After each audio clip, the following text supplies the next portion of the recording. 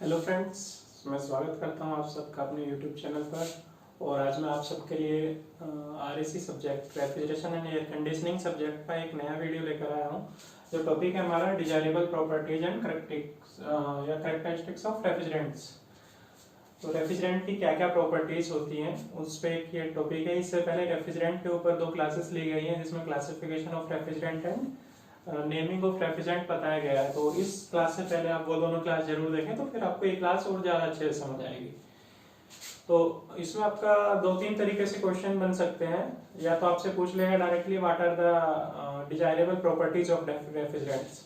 तो उस क्वेश्चन का आंसर में आप सिंपली उसकी प्रॉपर्टीज एक एक लाइन में लिख सकते हैं। उसका बॉइलिंग पॉइंट क्या होता है, विस्कोसिटी क्या होती है, कंडक्टिविटी क्या होती है, इस टाइप से लिख सकते हैं।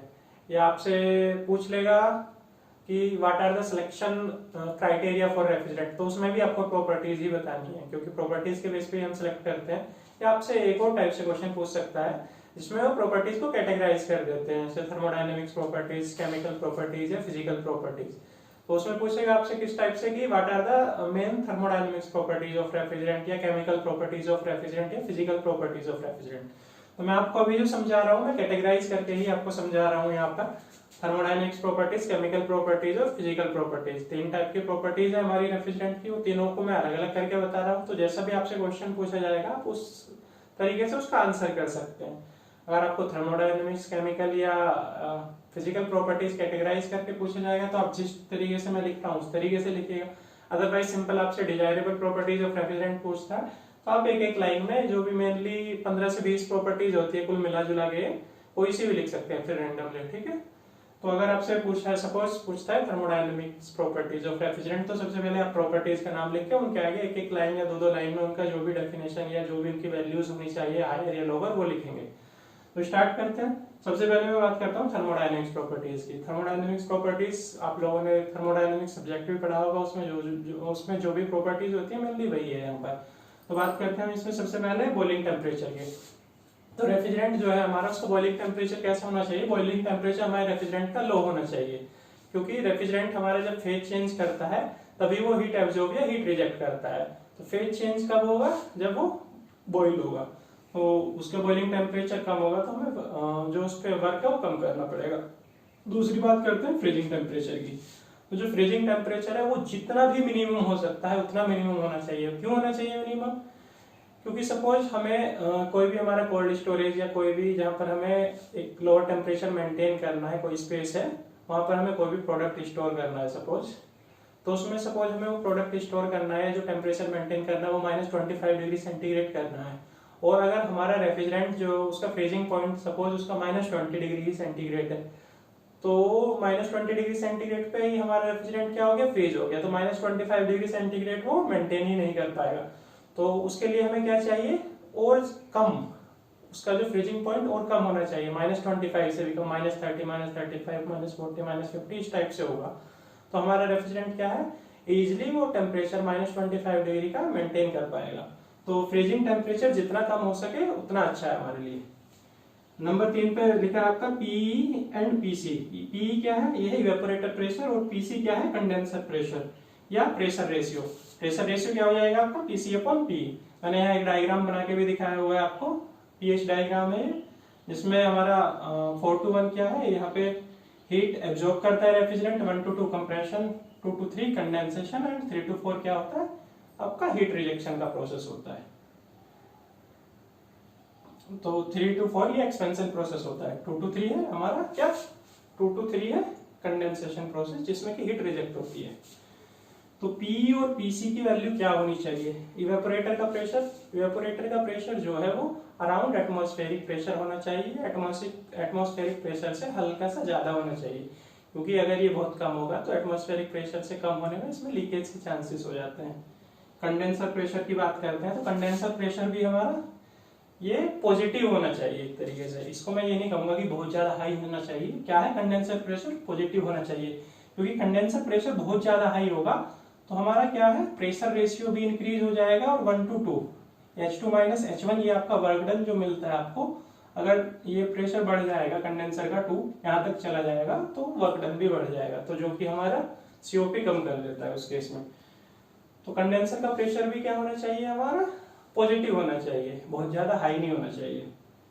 और इसके बाद लिखा है यहाँ पर क्या, प्रेशर रेशियो। तो प्रेशर रेशियो भी हमारा क्या होना चाहिए, लो होना चाहिए, हाई नहीं होना चाहिए, क्योंकि प्रेशर रेशियो हाई होने से क्या होगा, वर्क डन इंक्रीज हो जाएगा, कंप्रेसर का साइज भी बढ़ेगा, कॉस्ट भी बढ़ेगी, सीओपी भी कम होगा। नंबर 4 पर लिखा है आपका critical temperature and critical pressure. तो जो क्रिटिकल पॉइंट पे जो हमारा टेम्परेचर होता है या प्रेशर होता है उसको बोलते हैं क्रिटिकल टेम्परेचर या क्रिटिकल प्रेशर। यहाँ पे इस ग्राफ में आपको क्रिटिकल पॉइंट दिखाया हुआ है, तो यहाँ पे इस पॉइंट पे जो टेम्परेचर और प्रेशर होगा उसको बोलते हैं हम क्या, क्रिटिकल टेम्परेचर और प्रेशर। तो उसकी वैल्यू क्या होनी चाहिए, क्रिटिकल टेम्परेचर प्रेशर की वैल्यू, उसकी वैल्यू हमारी कंडेंसर के प्रेशर से ज्यादा ही होनी चाहिए हमेशा। तो क्रिटिकल टेम्परेचर या क्रिटिकल प्रेशर हमारा जो रेफ्रिजरेंट है उसका हाई होना चाहिए। क्यों होना चाहिए, क्योंकि अगर हमारा क्रिटिकल टेम्परेचर जो है, क्रिटिकल प्रेशर वो कंडेंसर प्रेशर पीसी से कम हो जाएगा, तो क्या है, यहाँ से ये जो वेपर लाइन आपकी डायरेक्ट वाटर में कन्वर्ट हो जाती है। यहाँ पर कंडेंसेशन का प्रोसेस होता ही नहीं है, तो ये प्रोसेस तो होना जरूरी है हीट रिजेक्शन के लिए। तो हमारा क्या है, इसलिए हमेशा कंडेंसर के प्रेशर से ज्यादा होना चाहिए क्रिटिकल टेम्परेचर और क्रिटिकल प्रेशर रेफ्रिजरेंट का। तो इन क्रिटिकल टेम्परेचर और प्रेशर की वैल्यू क्या डिजायर्ड है, हमें हाई होनी चाहिए। क्लियर है। इसके बाद बात करते हैं number 5, latent heat and specific heat. Latent heat कौन सी हीट होती है, जो कि हमारी फेज चेंज में इन्वॉल्व हीट होती है, उसी को लेटेंट हीट बोलते हैं। ठीक है, तो यानी कि ये आपकी लिक्विड लाइन है, ये वेपर लाइन है, इसके बीच में जो हीट हमारी चेंज हीट जो रिक्वायर्ड है लिक्विड टू वेपर चेंज होने में, वो जो हीट है वो है क्या, लेटेंट हीट। तो लेटेंट हीट हमारी होनी चाहिए हमेशा हाई, जितनी ज्यादा से ज्यादा हीट होगी, क्योंकि इस पोर्शन में ही फेज चेंज के दौरान ही हमारा रेफ्रिजरेंट हीट एब्जॉर्ब करता है और हीट रिजेक्ट करता है। तो जितनी ज्यादा हीट होगी उतनी ज्यादा हीट एब्जॉर्ब कर पाएगा रेफ्रिजरेंट, और उतना ही ज्यादा उसका रेफ्रिजरेशन इफेक्ट हो जाएगा। तो इसलिए हमारी क्या है, लेटेंट हीट हमेशा हाई होनी चाहिए। बात करते हैं स्पेसिफिक हीट की। स्पेसिफिक हीट की वैल्यू जो है, जब हमारा रेफ्रिजरेंट लिक्विड स्टेट में है तब उसकी वैल्यू लो होनी चाहिए, और जब हमारा रेफ्रिजरेंट वेपर स्टेज में है तब उसकी वैल्यू हाई होनी चाहिए। स्पेसिफिक हीट की value when refrigerant in liquid state it should be low, and when refrigerant in vapor state it should be high। बात करते हैं last, thermodynamics property, specific volume. तो जो स्पेसिफिक वॉल्यूम है वो हमारा कंप्रेसर इनलेट पर, वन पॉइंट आपका इनलेट ऑफ कंप्रेसर, यहाँ पर इसका वॉल्यूम क्या होना चाहिए, कम होना चाहिए, मिनिमम होना चाहिए। स्पेसिफिक वॉल्यूम क्या है, रेफ्रिजरेंट लो होना चाहिए। ये वाली प्रॉपर्टी लो होनी चाहिए, क्योंकि जितना ज्यादा हमारा रेफ्रिजरेंट का वॉल्यूम होगा उतना लार्ज हमें कंप्रेसर चाहिएगा। कंप्रेसर का साइज बढ़ेगा तो कंप्रेसर बल्कि हो जाएगा और रेफ्रिजरेशन सिस्टम की कॉस्ट भी इंक्रीज हो जाएगी। तो स्पेसिफिक वॉल्यूम भी हमारा क्या होना चाहिए, लो होना चाहिए। तो जो हमारा कंडेंसर प्रेशर, इवेपोरेटर प्रेशर और कंडेंसर प्रेशर या प्रेशर रेशियो जो है वो होता है अमोनिया के केस में वो हमारा हाई होता है। ठीक है, अमोनिया के केस में हाई होने से क्या होता है, यहाँ पर प्रेशर रेशियो हाई हो जाएगा, तो क्या है, हमारा कंप्रेसर को ना कूलिंग की रिक्वायरमेंट होती है। तो इसलिए अमोनिया जब हमारा एज ए रेफ्रिजरेंट यूज हो रहा होता है तो हमें कंप्रेसर को भी कूल करना पड़ता है। Critical temperature and critical pressure, ऐसा हमारे पास एक रेफ्रिजरेंट है वाटर उसका मैक्सिमम होता है critical temperature and critical pressure. Latent heat और स्पेसिफिक हीट, लेटेंट हीट भी हमारी अमोनिया की हाई होती है। तो यहाँ पर अमोनिया रेफ्रिजरेंट यूज होता है, उसकी लेटेंट हीट क्या होती है, हाई होती है हमेशा। तो वो उसका रेफ्रिजरेशन इफेक्ट अमोनिया के केस में ज्यादा होता है हमेशा।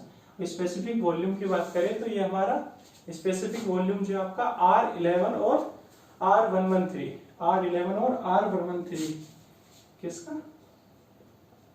R11 और R113 का, इन दोनों ही रेफ्रिजरेंट का यह हाई होता है। तो इन दोनों रेफ्रिजरेंट को जब हम यूज कर रहे होते हैं तो इनके केस में हमें कौन सा, सेंट्रीफ्यूगल कंप्रेसर यूज करना पड़ता है। क्लियर है। बात करते हैं अब हम केमिकल प्रॉपर्टीज की। ये हो गई आपकी थर्मोडायनेमिक्स प्रॉपर्टीज। अभी बात करते हैं हम नंबर 2 केमिकल प्रॉपर्टीज की। B point, chemical properties.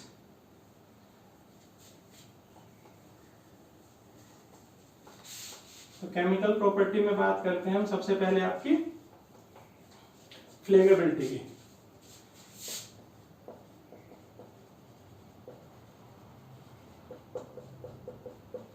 Flammability मतलब दहनशीलता, यानी कि आग, जो हमारा आग लग जाती है, कोई भी रेफ्रिजरेंट होता है आग कितनी जल्दी पकड़ता है, वो वाली प्रॉपर्टी। तो फ्लेमेबिलिटी, कोई भी रेफ्रिजरेंट हम ऐसा तो चाहेंगे नहीं कि जो बहुत ही ज्वलनशील हो, बहुत जल्दी आग पकड़ ले। तो flammability of refrigerant should be very low. चाहे तो ये होनी नहीं चाहिए, लेकिन हर जो भी हमारे पास रेफ्रिजरेंट है उसकी कुछ ना कुछ होती है, तो ये बहुत लो होनी चाहिए। बात करते हैं दूसरी केमिकल प्रॉपर्टी, टॉक्सिसिटी। टॉक्सिसिटी का मतलब क्या है आपका, मतलब जो हमारा रेफ्रिजरेंट है वो कितना जहरीला है, कितना टॉक्सिक है। तो जाहिर सी बात है रेफ्रिजरेंट जहरीला नहीं होना चाहिए, क्योंकि रेफ्रिजरेंट कहीं कहीं लीक भी हो जाता है आपका, तो ये बिल्कुल भी टॉक्सिक नहीं होना चाहिए। इसकी वैल्यू क्या होनी चाहिए, फ्लेमेबिलिटी की भी लो होनी चाहिए, टॉक्सिसिटी की भी वैल्यू लो होनी चाहिए या जीरो होनी चाहिए। बट जो हमारा रेफ्रिजरेंट है अमोनिया, उसकी थर्मोडायनेमिक्स प्रॉपर्टीज तो बहुत अच्छी है, लेकिन वो फ्लेमेबल भी है और टॉक्सिक भी है, इसलिए उसका यूज लिमिटेड होता है, और डोमेस्टिक पर्पज में तो उसका यूज करते ही नहीं। इसीलिए डोमेस्टिक पर्पज में उसकी यूज पहले रेफ्रिजरेटर में हमारा होता था, लेकिन अभी उसकी जगह क्या यूज करते हैं, R134 यूज करते हैं। तो फ्लेमेबिलिटी हो गया आपका, टॉक्सिसिटी हो गया, और आपकी एक और केमिकल प्रॉपर्टी होती है miscibility, BILITY, miscibility with oil. ये जो ऑयल है आपका, ऑयल लिखा है मैंने, ये लुब्रिकेटिंग ऑयल है जो जनरली कंप्रेसर में रहता है। तो या तो हमारा रेफ्रिजरेंट जो कंप्रेसर में हमारा लुब्रिकेटिंग ऑयल है उसके साथ मिक्सिबल है या नहीं है, मिक्स होता है या नहीं है। तो इसमें हमारे 3 केस होते हैं। एक, अगर हमारा रेफ्रिजरेंट जो लुब्रिकेटिंग ऑयल है उसके साथ कंप्लीटली मिक्स हो जाता है, एक केस ये है। एक केस ये होता है बिल्कुल भी मिक्स नहीं होता, दोनों अलग अलग रहते हैं। और तीसरा केस है जो पार्शियली मिक्स हो जाता है। तो इसके फर्स्ट केस में बात कर लेता हूं, चलो, जब कंप्लीटली मिक्स हो जाता है। तो कंप्लीटली मिक्स होने वाले केस में भी हमें कोई प्रॉब्लम नहीं है। कंप्लीटली मिक्स हो जाएगा तो कंप्रेसर में रेफ्रिजरेंट और हमारा लुब्रिकेटिंग ऑयल मिल जाएगा, वापस कंडेंसेशन में चला जाएगा, वापस इवेपोरेटर में आ जाएगा, इवेपोरेटर में आके इवेपोरेशन हो जाएगा, वापस फिर से कंप्रेसर में चला जाएगा रेफ्रिजरेंट के साथ। तो वहां पे प्रॉब्लम नहीं हुई कोई। कंप्रेसर में जब हमारा कंप्रेशन का प्रोसेस हो रहा था तो वो ऑयल हमारा लुब्रिकेटिंग ऑयल कंप्रेशन में था, ठीक है। जब दूसरी बात करते हैं, जब कंप्लीटली इमिक्सिबल होता है, यानी कि जब दोनों ही अलग, मतलब मिक्स नहीं होते हैं। तो मिक्स नहीं होते हैं उस वाले केस में क्या करते हैं हम, कंप्रेसर और आपका कंडेंसर के बीच में एक ऑयल सेपरेटर लगा लेते हैं। ऑयल सेपरेटर क्या करता है, रेफ्रिजरेंट को अलग कर देता है, सेपरेट कर देता है, और हमारा जो लुब्रिकेटिंग ऑयल था उसको अलग सेपरेट करके वापस कंप्रेसर में भेज देता है। तो यहाँ पे भी कोई प्रॉब्लम नहीं होती। प्रॉब्लम होती है हमारी जब हमारा पार्शियली मिक्स हो जाता है, थोड़ा मिक्स हो जाता है, थोड़ा नहीं होता। उस वाले केस में क्या होता है, ये कंडेंसर में जाके क्या है, हमारा लुब्रिकेटिंग ऑयल जो है वो कंडेंसर ट्यूब जो होती है, कंडेंसेशन ट्यूब, उन पे कोटिंग बना लेता है, और हमारा जो हीट ट्रांसफर का प्रोसेस है उसमें, जो जहाँ कंडेंसर में हीट रिजेक्ट होती है, वो इतना इफेक्टिवली नहीं हो पाता। उसमें वियर और टियर हमारा बढ़ जाता है, कंप्रेसर का भी, कंडेंसर का भी। तो हमारा पार्शियली मिक्स वाला केस नहीं होना चाहिए। बाकी दोनों केस है तो ठीक है, बाकी दोनों केस में हमें कोई प्रॉब्लम नहीं। क्लियर है। यहाँ पे हम बात करते हैं इमिसिबल की। तो इमिसिबल में हमारा अमोनिया और जो हमारा ये आपका कार्बन डाइऑक्साइड, ये कंप्लीटली हमारा इमिसिबल है। इसमें हम क्या यूज कर लेते हैं, ऑयल सेपरेटर यूज कर लेते हैं, और कंप्लीटली मिसिबल है हमारा R11 और R12, ये कंप्लीटली मिसिबल है, यानी कि कंप्लीटली मिक्स हो जाता है R11 और R12 के केस में। और R22 के केस में हमारा पार्शियली मिक्स होता है। R22 वाले केस में हम पार्शियली मिक्स होगा, तो उसमें हम क्या करेंगे, जो लुब्रिकेटिंग ऑयल था उसकी जगह सिंथेटिक ऑयल यूज करते हैं, बट फिर भी वियर एंड टियर तो रहता ही है। इसलिए R22 इसलिए हमारा दो ही जो आपकी सिचुएशन है, कंप्लीटली मिक्स या पार्शियली मिक्स, वही डिजायरेबल होती है। नेक्स्ट बात करते हैं हम सोल्युबिलिटी विद वाटर। तो जो हमारा रेफ्रिजरेंट है वो वाटर में सोल्यूबल होना चाहिए या नहीं होना चाहिए, ये नहीं होना चाहिए। इसकी वैल्यू हमेशा सोल्युबिलिटी वाटर में नहीं, यानी कि लो होनी चाहिए या नहीं होना चाहिए। क्योंकि अगर हमारा वाटर में रेफ्रिजरेंट सोल्यूबल हो गया तो जहाँ पे भी हमारा टेम्परेचर लो होगा, जैसे हमें टेम्परेचर 0 डिग्री के नीचे ही मेंटेन करना है ज्यादातर रेफ्रिजरेंट, ज्यादातर कोल्ड स्टोरेज या जो भी हमारा केसेस होते हैं रेफ्रिजरेशन के, तो सोल्युबिलिटी विद वाटर के केस में रेफ्रिजरेंट अगर हमारा वाटर के साथ मिक्स हो गया तो क्या हो जाएगा, फ्रीज हो जाएगा और वो चोक कर देगा हमारे सिस्टम को। तो सोल्युबिलिटी ऑफ विद वाटर हमारी नहीं होनी चाहिए या लो होनी चाहिए रेफ्रिजरेंट की। इसमें आपकी होगी सॉल्युबिलिटी होगी। और नंबर 5 पे हम बात कर लेते हैं इसका एक और, एक्शन विथ कंस्ट्रक्शन मटेरियल। तो जो हमारा रेफ्रिजरेंट है, जो हमारे एपरेटस बने हुए हैं, इवेपोरेटर, कंप्रेसर, कंडेंसर, इन सब के थ्रू इनका जो कंस्ट्रक्शन का मटेरियल है उससे रेफ्रिजरेंट कोई रिएक्ट करता है, कोई रिएक्शन होती है या नहीं होती है। तो ये जो भी है हमारी, ये नॉट डिजायर्ड है। हमारा रेफ्रिजरेंट कोई भी रिएक्शन नहीं करना चाहिए जो हमारा कंस्ट्रक्शन मटेरियल है, कंप्रेसर का, कंडेंसर का या आपका इवेपोरेटर का। जैसे कि बात करें अमोनिया की, तो अमोनिया क्या करता है, अमोनिया कॉपर से कर लेता है हमारा रिएक्शन। तो जब हम रेफ्रिजरेंट अमोनिया यूज कर रहे होंगे तो हमें कॉपर का बिल्कुल यूज नहीं करना है। या जब हम कोई भी फ्लोरोकार्बन, ये क्या है आपका, फ्लोरीन, फ्लोरीन जिस भी हमारे रेफ्रिजरेंट में प्रेजेंट होगा उस वाले केस में हमें एल्यूमिनियम यूज नहीं करना है, क्योंकि फ्लोरीन जो है एल्यूमिनियम से रिएक्ट करता है। तो यहाँ पर हमें एल्यूमिनियम नहीं यूज करना है। तो ये होगी आपकी केमिकल प्रॉपर्टीज। इसके बाद मैं बात कर लेता हूँ आपकी और प्रॉपर्टीज रह गई है कौन सी, फिजिकल प्रॉपर्टीज की। फिजिकल प्रॉपर्टीज में क्या क्या होता है वो देख लेंगे फटाफट। Number C, physical properties.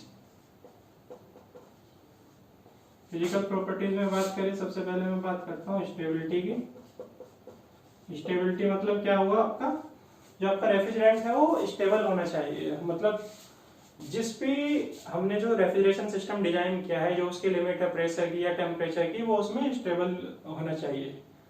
जो भी उसका सीओपी के लिए हमने उसको डिजाइन किया है वो अपने फंक्शन को फुलफिल करना चाहिए। तो रेफ्रिजरेंट हमारा क्या होना चाहिए, during the refrigeration cycle it should be stable. दूसरी हम बात करते हैं विस्कोसिटी की। तो विस्कोसिटी, रेफ्रिजरेंट को हमारे क्या पाइप में फ्लो होना है, तो विस्कोसिटी क्या होनी चाहिए उसकी, विस्कोसिटी उसकी, रेफ्रिजरेंट की विस्कोसिटी हमेशा ज्यादा होनी चाहिए।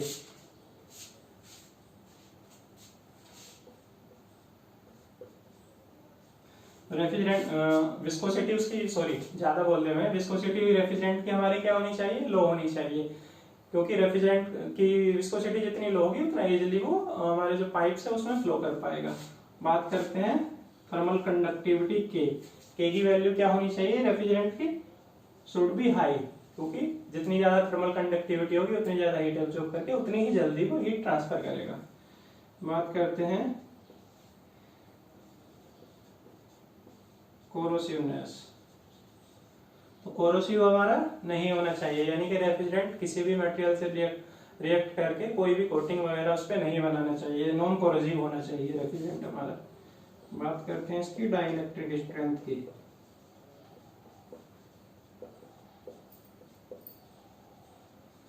डाइलेक्ट्रिक स्ट्रेंथ रेफ्रिजरेंट की क्या होनी चाहिए, हाई होनी चाहिए। डाइलेक्ट्रिक स्ट्रेंथ का मतलब क्या है आपका, रेफ्रिजरेंट जब भी हमारे किसी इलेक्ट्रिक फील्ड के कांटेक्ट में आता है तो उस टाइम पे जो हमारा रेफ्रिजरेंट है वो कैसा बिहेव कर रहा है, कुछ उसका चेंज तो नहीं हो गया, यही है। अगर उसकी डाइलेक्ट्रिक स्ट्रेंथ हाई होगी तो रेफ्रिजरेंट अपना वर्क इजीली करेगा, वो स्टेबल होगा, विदस्टैंड कर जाएगा हमारा इलेक्ट्रिक फील्ड के साथ भी। जैसे कि कंप्रेसर में क्या होता है, हमारी कॉपर वाइंडिंग होती है तो वहां पे इलेक्ट्रिक फील्ड प्रेजेंट रहता है, तो जो डाइलेक्ट्रिक स्ट्रेंथ है उस वाले केस में हमारी काउंट में आती है। तो डाइलेक्ट्रिक स्ट्रेंथ हाई रहेगी तो हमारा रेफ्रिजरेंट अपना जो वर्क है प्रॉपरली करेगा। इसके बाद बात कर लेते हैं इसकी सीओपी की। सीओपी तो आप सब जानते हैं, सीओपी रेफ्रिजरेंट का हाई होना चाहिए। कॉस्ट की बात कर लेते हैं, कॉस्ट क्या होनी चाहिए, लो होनी चाहिए। क्लियर है। तो ये मेनली हमारी प्रॉपर्टीज हो गई हैं सारी, लगभग फिजिकल प्रॉपर्टीज यहाँ पे 7 हो गई, आपकी थर्मोडायनामिक प्रॉपर्टीज 6 हो गई थी, केमिकल प्रॉपर्टीज भी 5-6 थी आपकी, 7, 5, 12, 5, 17, ये 15 से 20 प्रॉपर्टीज मेनली होती है। इन्हीं में से आपको अगर कैटेगरी वाइज पूछता है तो कैटेगरी वाइज बताना है, और अगर कॉमनली पूछ लेता है तो कोई सी भी प्रॉपर्टीज आपको अपनी एटलीस्ट 15 प्रॉपर्टीज लिखनी है। क्लियर है। अभी हम बात कर लेते हैं एक और लास्ट टॉपिक इसमें, ये तो प्रॉपर्टीज होगी हमारी रेफ्रिजरेंट की। सिलेक्शन क्राइटेरिया की है, रिसेंट ट्रेंड्स क्या है अभी आजकल, आजकल क्या चल रहा है हमारे रेफ्रिजरेशन सिस्टम में।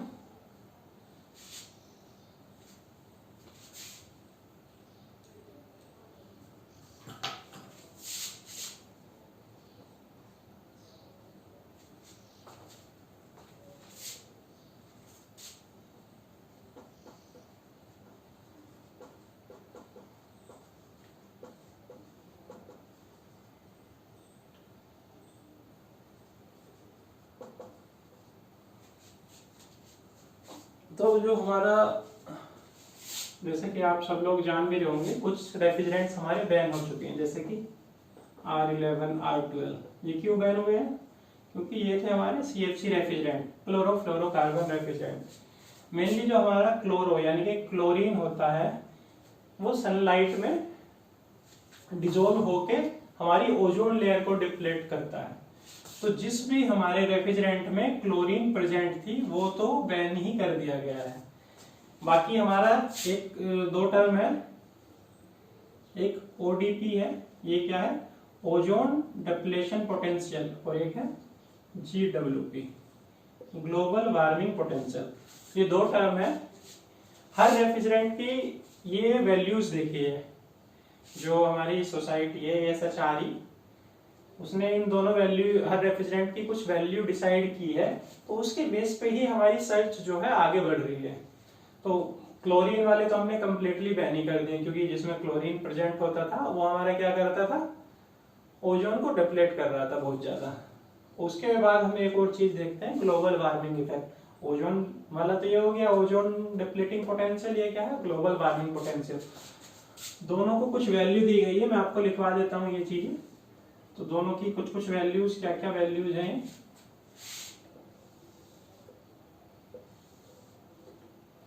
एक टेबल बना के मैं आपको लिखवा देता हूँ।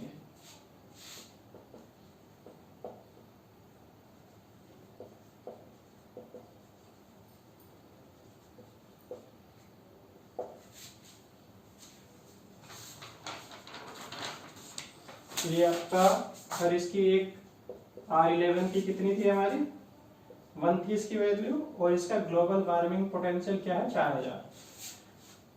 R12 का देख लेते हैं, R12 की भी ये वैल्यू 1 थी, इसका वैल्यू कितनी थी, 2400। तो ये जो 1 दिख रही है आपकी, ओजोन डिप्लेशन पोटेंशियल 1, यानी कि ये वैल्यू काफी ज्यादा, और ग्लोबल वार्मिंग पोटेंशियल भी इनका काफी ज्यादा है। तो इनको तो बिल्कुल बैन ही कर दिया R11 R12 को। R22 की बात करते हैं।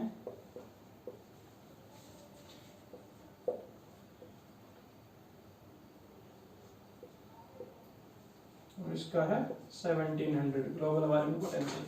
तो इसकी वैल्यू कितनी थी, 0.05 जो ODP थी, और GWP क्या है इसका 1700। तो R22 भी हमारा बैन होने की कगार पे ही है। इसको बस गवर्नमेंट ने 2030 तक यूज करने के लिए अलाउ किया है R22 को। 2030 के बाद आपका ये R22 भी बैन हो जाएगा।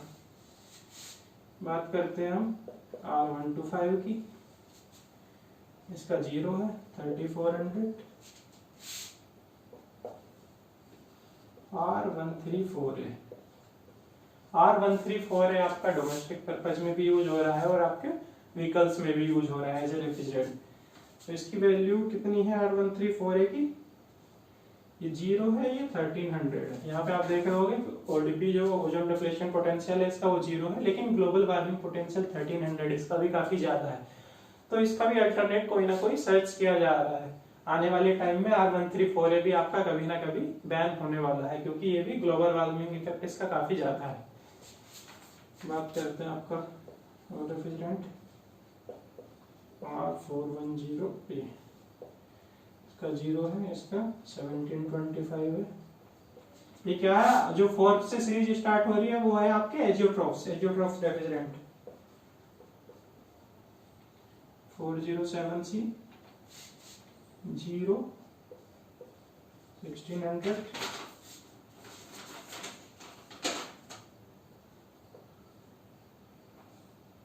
और 717। R717 क्या है आपका, अमोनिया।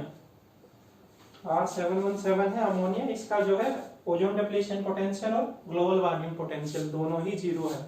ये बहुत ही अच्छा रेफ्रिजरेंट है, लेकिन क्या ये हाईली फ्लेमेबल और टॉक्सिक होने की वजह से इसका यूज बहुत लिमिटेड है। एक और मैं आपको बता देता हूँ आपको,